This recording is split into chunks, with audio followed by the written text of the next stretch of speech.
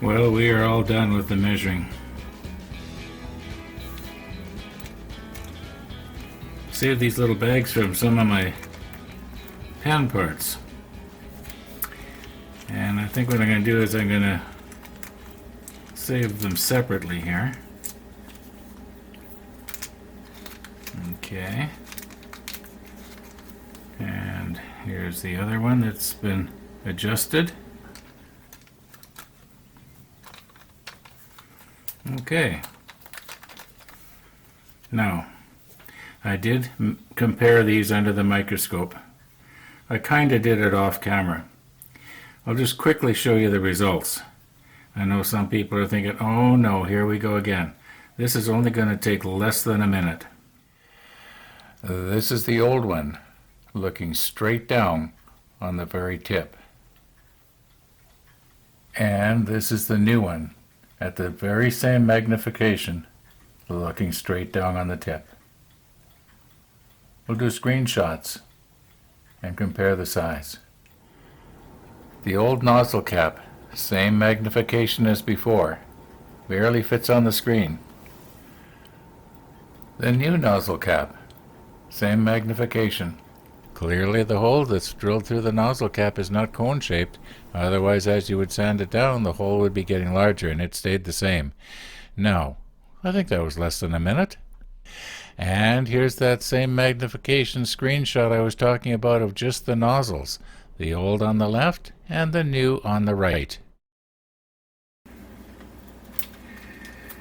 Okay, I put the microscope away. We won't be getting that out anymore for a while. However, I gotta tell you the story of how it is that I actually came to this conclusion.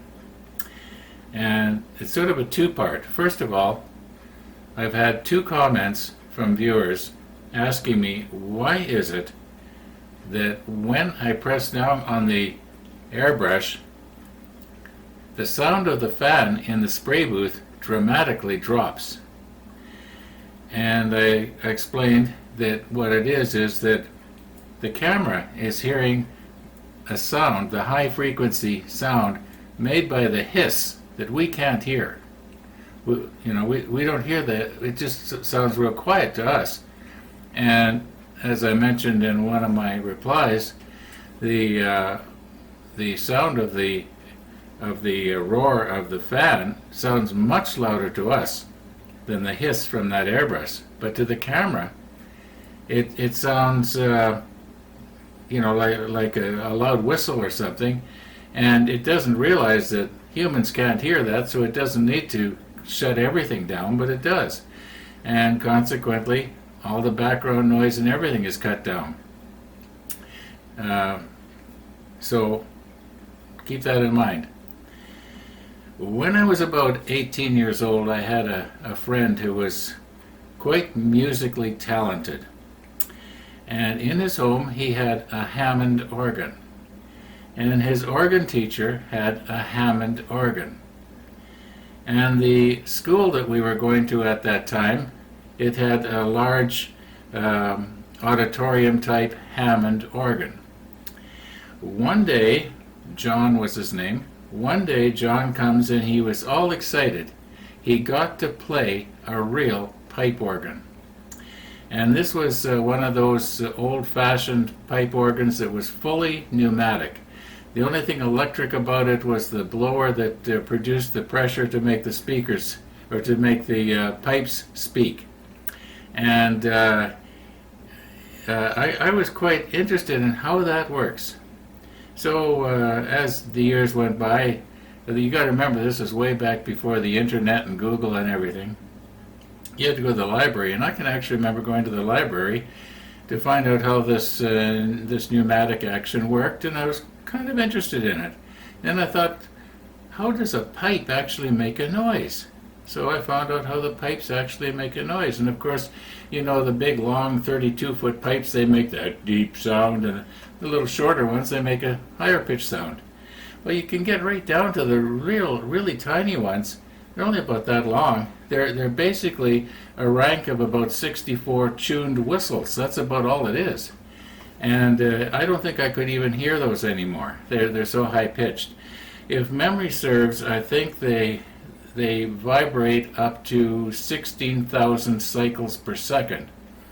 Now, an ultrasonic cleaner, some of them will vibrate as low as 25,000 cycles per second. Mine happens to do, I think mine operates at about 45,000 cycles per second, or 45 kilohertz. And let's say you make the pipe even shorter than an inch, and the frequency get really, really high. You're not going to hear it. Nobody's going to hear it, but the dog next door will hear it. And if you make it even shorter, well, I'll have the rabbits ringing my doorbell looking for carrots because they know I give out carrots, and the rabbits will be able to hear it. Just because we can't hear it doesn't mean it's not making a noise. Now, my theory was that this thing was making a noise that was setting up a vibration which was creating those little bubbles that when they implode on a piece of metal and cavitate, they actually are wearing away at the metal. In fact, I've heard somewhere, I don't know if it's true, but they say that there is tremendous micro energy given off when those little bubbles collapse, and tremendous heat is generated. So my thinking was that that's what's happening here. And, yeah, this thing's making a noise that we can't hear. The camera can hear it. I think I'm going to ask Iwata if anybody's ever asked them about that. It makes sense to me. And or there is another possibility. There's the possibility now. Donna was thinking that no. She says these are made out of a titanium alloy. That she didn't think that ultrasonic vibrations were affecting it. But I kind of think that maybe they are. Where was I going to go with this now? Oh yeah, my other theory. How is it that I ended up with a faulty airbrush nozzle? It might be the only one in the world, but I don't think so. Anyway, this is likely what happened. Okay, in Iwata, they're in Japan, aren't they? I'm not sure.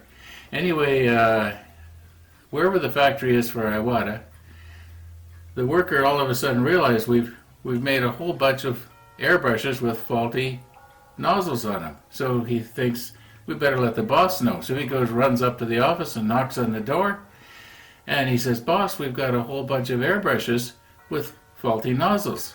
What are we going to do with them?" Well, the boss says, "Where don't they work anyway, so that nobody will even know?"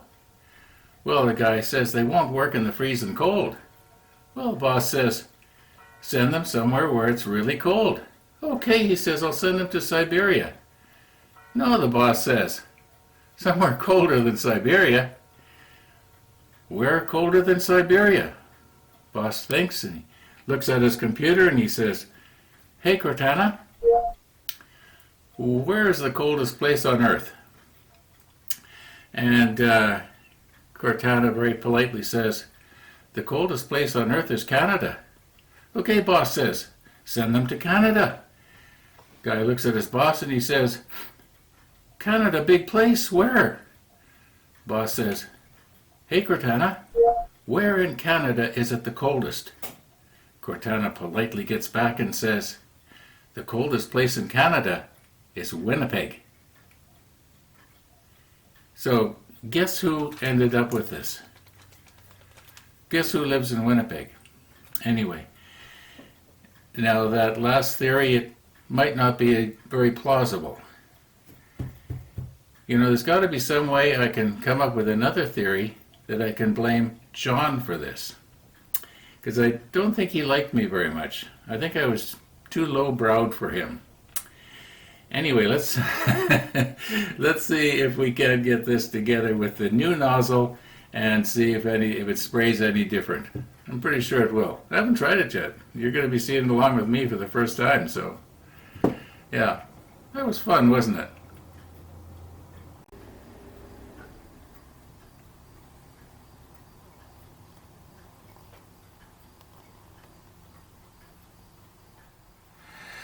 Now I realize that I sometimes have a bad habit of blending my humorous theories with my serious ones, but I'm quite sure that you all knew I was being serious in theory number one. And what I'm going to try to do here is I'm going to try and put this together the way I normally do it, and I'm going to try and sort of expound on different things I've noticed about this thing because of the way it's made, things that I feel I have to watch out for. And I'm also not so stubborn that I won't admit that there is no way that I didn't damage this original nozzle somehow myself. In fact, to be really completely honest, that's most likely what's happened, okay? Although I do think that theory number one, is very plausible. Anyway, now, I already mentioned that when I remove and put the needle in, I always do it from the back. Now, that didn't sound too clear. In fact, I actually said that wrong. I didn't mean that you remove it from the back. You insert it from the back, and you always do a back to front direction. Remove it from the front, the way we did before. And just make sure that the little locking nut here is loose. And then I very, very gently, I don't hold anything tight, especially the needle. So if anything is, sort of jamming, okay. All right, so I've got it in there now. Now what I'm going to do is I'm going to put a little tiny drop of the oil or grease that came with this thing. And the reason I do that, well, I'll talk about that when I do it. Okay, not very much, just enough so I can see it on there. Okay?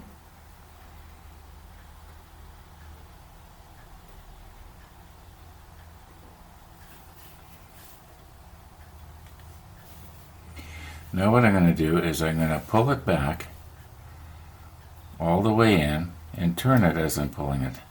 Now the idea is, at least I think, what this does is it helps lubricate the sleeve so that should any any paint want to work its way back up the sleeve past the needle, the grease will act as a barrier. Now I realize that by doing this, also if I'm using a paint that dissolves grease, it's going to possibly affect the way the thing will spray and the type of paint that's going to come out. In other words, an enamel paint might possibly dissolve the grease. I don't think the acrylic will, but I don't know. I'm not a chemist.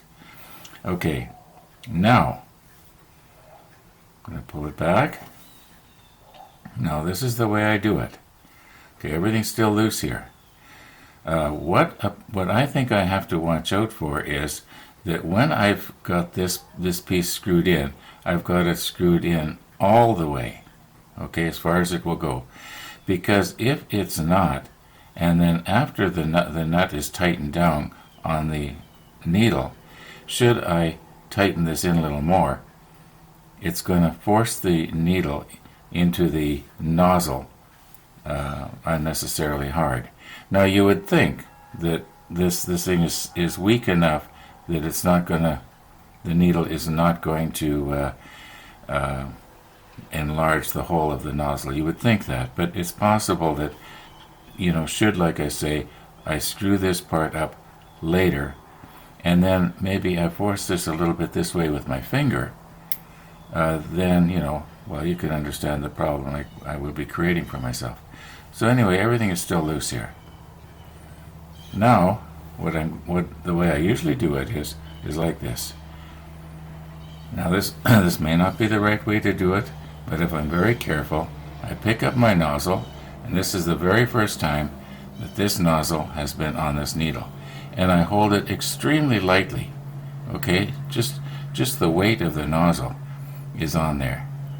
Okay, now I can actually see the needle coming out of the end of the nozzle. Now you probably can't because I'm zoomed back so far. But trust me, it is. Okay, now I'm going to, well, everything is loose here. Okay, I'm just going to let it go back. And everything is still loose. There's very little pressure on the nozzle by the needle. And now I'm going to carefully put this on so that I don't catch the tip of the needle. Maybe I just push it in with my finger out so I know it's all the way retracted, okay? It didn't hurt. Now I'm holding the nozzle very, very lightly here.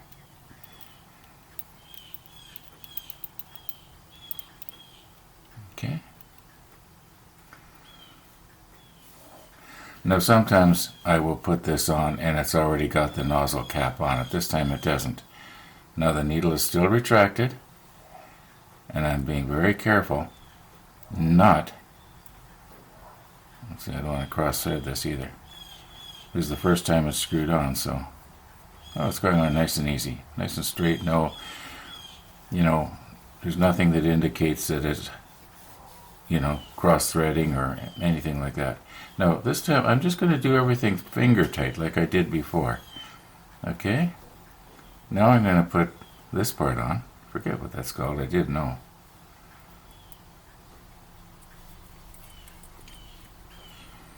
Okay, now we'll take the needle just a little bit, maybe 1/8 of an inch, and then I'm just going to very gently, after I double check to make sure this is all the way up, and then just very, very gently go up until I can just feel that it's there. You don't have to push on it. Then I'm just going to gently tighten this down. It doesn't have to be real tight. Now this thing should work good. Okay. You can see it's moving the needle back. Okay. Then we're going to put this on.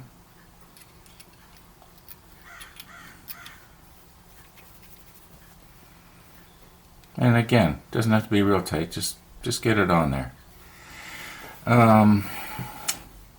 As far as I can tell, we are ready to try this out. It's ready to go. Alrighty, I noticed when I was editing out that last scene that we just watched that this video is getting pretty lengthy.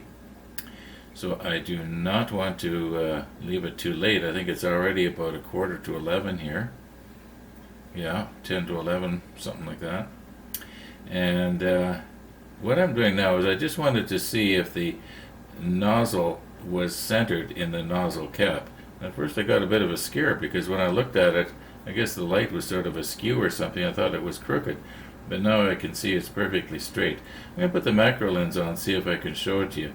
Got to be careful I don't be doing too much here and then, then the video ends up being too long or...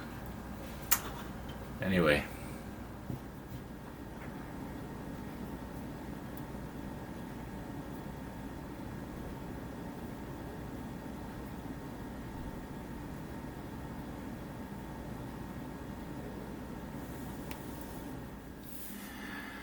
Okay, what I'm going to try to do here is hold it still enough so that when I move the main lever back and forth, you should be able to actually see the needle being retracted. Here we go.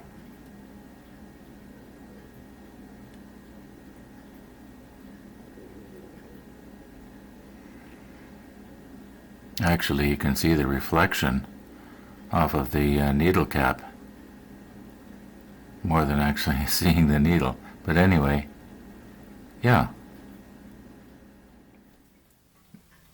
Now I realize we got this kaleidoscope thing going on, but forget about that. Look on the bottom left hand of the screen there. You'll see the levels going up and down as I'm speaking. Okay, I'm actually quite close to the microphone here. Maybe I'm sort of putting too much energy on it, but oh. That racket is my air compressor just cut in the basement. Anyway, maybe that's good. Listen now what happens when I spray this.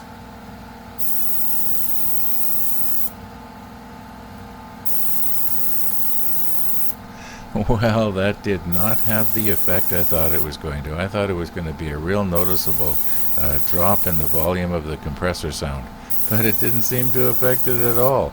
Maybe what I should have done was start the fan in the spray booth. I know that works. Anyway, the levels on the left-hand side of the screen there, the left and right volume level, well, you saw that going up and down every time I pushed the nozzle. And it's not like I had it, the pressure cranked. It was only at 1 atmosphere there. In other words, about 15 pounds, maybe a tiny bit less. And to my ears, that hissing sound was actually quite quiet. But to the camera, it was very noticeable. I think about the only thing left to do now is put some paint in it. And my hope is to actually make it worthwhile. I was going to use this over-diluted paint. If it can't spray this, it can't spray nothing. Anyway, I was thinking that I should really be trying to fix up where I have brown on the top here. I had forgotten, we sprayed from the bottom, if you remember, and I'd forgotten that there were little ledges, like the top here. I'll zoom in on that and show you. Anyway, I'm thinking that what I should do is cut this video off so that I can properly show how this thing sprays, and also I wanted to show how I clean it so people like Donna and Tony can watch and give us suggestions. I'm sure I'm not doing it 100% the best way, and yeah. Anyhow, I guess that's it. So thanks for watching, and all being well. Oh, wait a minute, I was going to zoom in and show you. Okay, notice on the top of the ledge there, you can see the brown, and also right there, and a little bit right there. Now, I want to get rid of that. I know that probably no one's going to notice it, but I know it's there. And yeah, so in order to do a good job on this, I want to be able to take my time. And I think I should maybe mask a little bit, so that the overspray, in fact I know I should, doesn't get on our brown or deck tan. So, now I can say it. Thanks for watching, and all being well, we'll see you tomorrow.